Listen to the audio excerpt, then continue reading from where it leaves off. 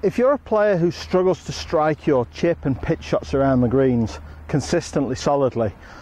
and I know that that applies to a lot of club golfers out there, particularly when you're trying to chip or pitch with loft around the greens, not necessarily the chip and run shots, but you're trying to play over something, or you're having to play from the rough, or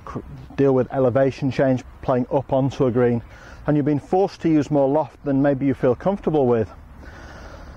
One of the key elements to being able to control your strike point and avoid hitting the ball fat or thin is your head position, and we're going to look at that in this video. And when I'm talking about head position, I'm not referring to whether you should have your head up or down or keep your eyes necessarily on the ball. What I'm referring to is the line and the positioning of your eyes and your head relative to the ball and the target line. One of the most common mistakes is, because we play the vast majority of shots with a little bit of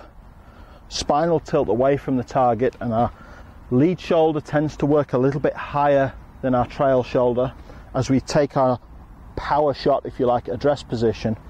One of the problems that that can create in the short game is a head position that gets too far back behind the ball, and as a consequence an eye line that gets shifted away from the target line. So in other words,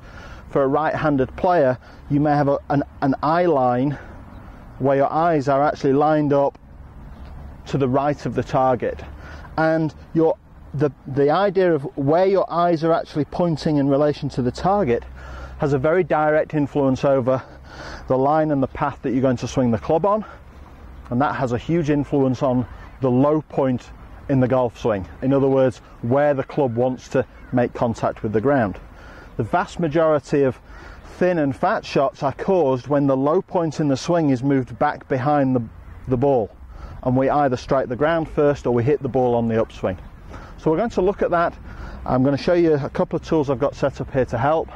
and we're going to examine how we can improve your eye line and get a much more consistent strike on the ball. Okay, so we're going to have a look down the target line now and show you what happens to your swing direction if your eye line gets very tilted. So as I set up to the ball here, if I use this hoop, I place this across the line that my eyes are on. The more I tilt my head back and to the right as a right-handed player, my eye line getting outside the target line, in effect,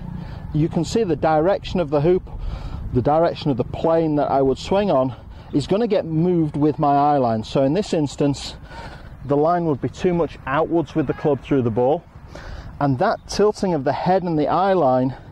will move the low point in the swing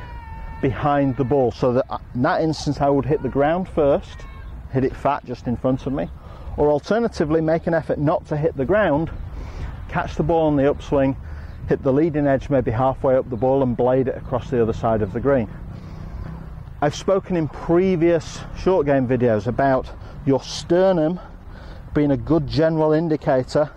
of where the low point in your swing would be. So by moving my eye line to the right, I risk moving my sternum back,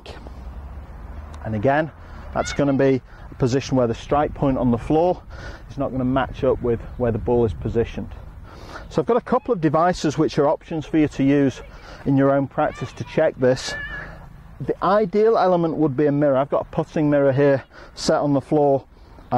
something that is used for eye line and shoulder alignment in putting, but it's very relevant into full swings as well. It's something that you can use right throughout the game to understand and see your shoulder alignments and also your eye position. So I'm going to use the mirror in this instance, but I've also got a device here which is held an alignment rod a couple of inches in the air. If you don't have that, you can just set an alignment rod or a club on the floor, and as you work into the ball, place a club across your eye line, and you'll see that as you move your head and your eye line around, you'll feel the weight distribution change across your feet. And if you get into a position where your eye line is tilted across the target line, you'll see that it's very difficult, relatively speaking, to hit back onto target. So eye line really is a crucial part. I'm going to set with the ball position in the centre of my stance. I'm going to position the ball underneath my sternum so I can control that low point there. I'm going to set myself in the mirror here so that I can see my shoulder line be square, or if anything a fraction open, but make sure that my eye line is parallel. This is something that I've suffered from at various points. Being a tall player, I have a tendency to get my eye line a little bit out of position, and it can cause problems in ball striking and contact. So I've got myself in position. I'm using the alignment rod, or in this case the mirror, to really check and make sure that my eyes are parallel. And now I'm in a position where I can just make a nice turn back and through, keep my arms connected with the body turn, collect the ball, strike the ball at the low point, nice crisp strike on the ball, use the loft to create the elevation,